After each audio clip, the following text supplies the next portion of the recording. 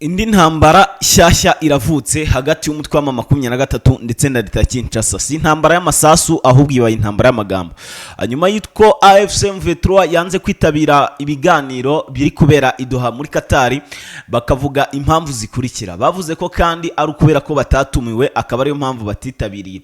Leta ya Kinshasa imaze kubikura ku rwego rumwe ibishyira ku rundi, dore yuko ibirego bise bizamuka kuri uyu mutwe wa M23 bivuga yuko ngo noneho aho bigeze ngo banze kwitabira ibiganiro, ngo bigafatwa nk'agasuzuguro gakomeye cyane, ngo basuzuguwe, ngo kandi hari kwigwa uburyo cy'umutekano wagarurwa hano mu burasirazuba bwa Repubulika Iharanira Demokarasi ya Kongo binyuriye mu nzira y'ibiganiro, ngo hanyuma ngo uyu mutwe wa M23 ukaba ari wo wanze ibiganiro ngo mu buryo bweruye. Ngo bityo rero ngo leta ya Kinshasa irasaba amahanga ko hari cyakorwa kugira ngo uyu mutwe w'inyeshyamba bigaragare yuko ataruharanira amahoro cyangwa se kwishyira kwizana, ahubwo ari umutwe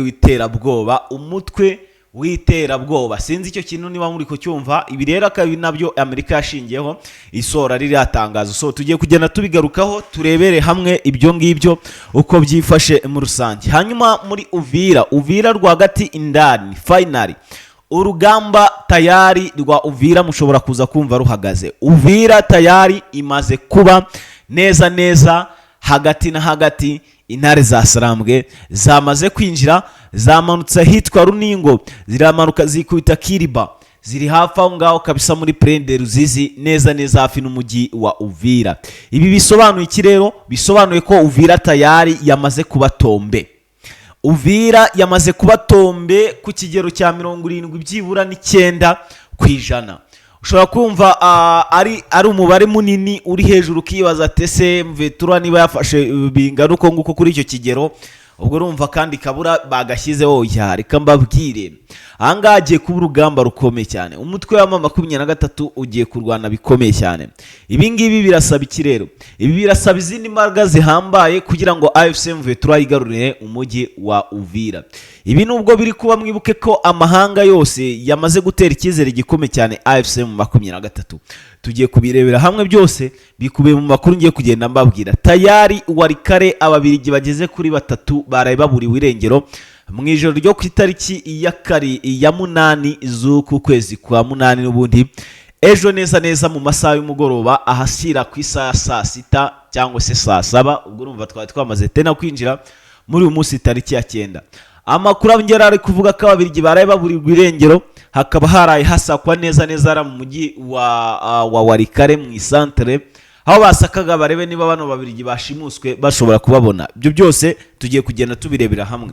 Hanyuma rero turababwira n'urugamba rukomeye cyane ruri kubera no muri teritwari ya Masisi, aho biri gukekwa ko umutwe wa M23 ari ukomeje kugenda wivugana abazarendo benshi, akaba ari nabyo birego biri kugenda bikusanwa, aba bazarendo bagahindurwa abasivile, bikavugwa ko bakomeje gukorerwa ubwicanyi bukomeye n'uyu mutwe wa M23. So ngira ngo rero ibyo byose ni ibintu byapanzwe na leta Kinshasa kugira ngo bazabone uburyo kibasubira mu duce twabo, bibaye ngombwa ko batarwana, by'umwihariko ngo bamarire imbaraga zishoboka zose n'igisirikare kiba cyahashirira.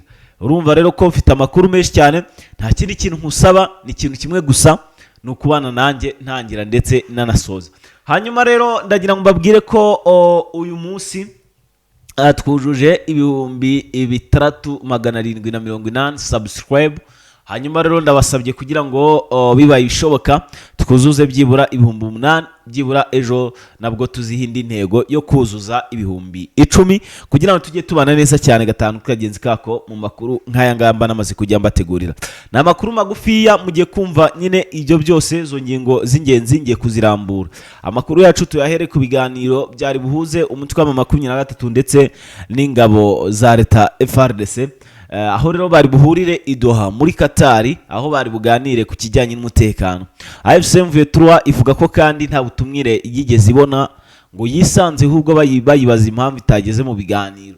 Yo igasobanura ko kandi nta butumire bigeze bahabwa bubemerera kwinjira mu biganiro. Ikindi bavuga ko kandi iyi mpamvu yindi nyamukuru ari uko hari amahame mbanziriza masezerano cyangwa se amahame agenga amasezerano n'ubundi bari basinyanye, arimo no gufungura ifungwa z'intambara za M23 zafashwe na leta Kinshasa. Bakabyemeranywaho mu buryo bwa nyabwo, M23 ikarekura ababo, ariko bo ntibabirekura ababo kugeza amagingo ngaya bakaba bagifunze. Ibi bakabifata nk'ubusikama ndetse no kutizerana hagati y'impande zombi kugira ngo bimakaze umuco cyangwa se bimakaze umutekano aho bikwiriye, by'umwihariko ku bijyanye no kureka guhangana mu kwicana nyine barasana, ariko bikaba byanze n'ubundi impande zombi zikaba zikiri kurasana. Ibi ndi kubivuga kubera yuko umutwe w'inyeshyamba wa M23 wabisobanuye neza cyane, uvuga yuko batigeze mu byo basinyanye nta na kimwe kigeze cyubahirizwa, ari agahenge k'iminsi yo kuba nta ntambara cyangwa se nta rugamba karahagaze, ntako karabuze, barakomeje bataka uyu mutwe w'inyeshyamba wa M23. Ibi rero ngo bikaba byabaye ibibazo bikomeye cyane, aho bano barwanyi ba M23 bakomeje kugenda bakora iyo bwabaga ngo barebe niba hari icyo bakora, ariko bikaba byakomeje kugenda bihinduka ibibazo. Hanyuma andi makuru akomeye cyane nanone ari kuvugwa hano mu burasirazuba bwa Repubulika Iharanira Demokarasi ya Kongo, haravugwa ibitero bikomeye cyane mu duce tugiye dutandukanye tugize Sud Kivu. Ibitero bya mbere byabaye Murenge, aho bita muri Rugezi, ndetse naho bita Bungwe, ndetse n'akandi gace kitwa Kivuye, ndetse n'utundi duce tugiye dutandukanye. Hari n'utundi tubarizwa hano muri za Mwenga ndetse na za Mfizi. Urimo winjira neza werekeza ari Murenge, twaberemo urugamba, utwo duce ntahawe amazina yatwo.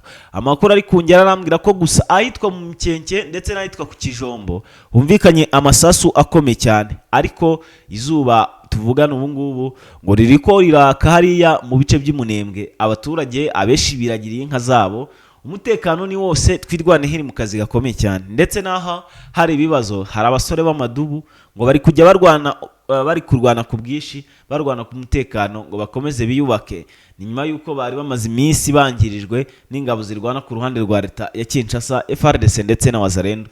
Ibi rero bikaba bimwe mu byababaje uyu mutwe wa M23, bityo kohereza ingabo zikomeye cyane muri zira axe kugira ngo zifashe bana basore batwirwaneho guhangana n'urugamba rwa rugiye gukurikira, kubera ko ari rwo rwari rukomeye.